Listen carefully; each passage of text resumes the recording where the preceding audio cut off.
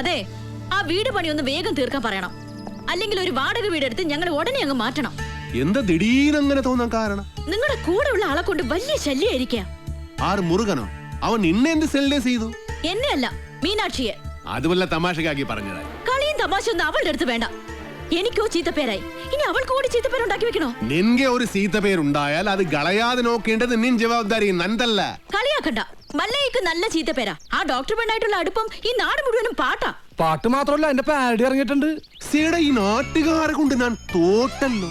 ഇവരിത് എങ്ങനെ മണത്തറിഞ്ഞു? ഞാനിത് രഹസ്യമായിട്ട് വെച്ചിരുന്നതാണല്ലോ. ഇയാളത്ര ശരിയല്ലെന്ന് എനിക്ക് പണ്ടേ അറിയായിരുന്നു. ഒരു പാതിരായിക്ക് എന്റെ മുറി കയറി വന്നല്ലേ.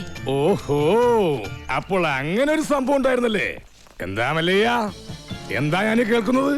പാതിരാത്രി പെൺപിള്ളേരെ മുറി കയറി ചെല്ലുമ്പോ അവരറിയാതെ കയറി ചെല്ലണ്ടേ, അല്ലെങ്കിൽ നമുക്ക് ചീത്ത പേരാ. എളുപ്പിനൊരു 3 മണിക്ക് ചെന്നുള്ളൂ. കുഴപ്പമുണ്ടാക്കൂല, എന്റെ അനുഭവത്തിനാ ഞാൻ പറയണത്.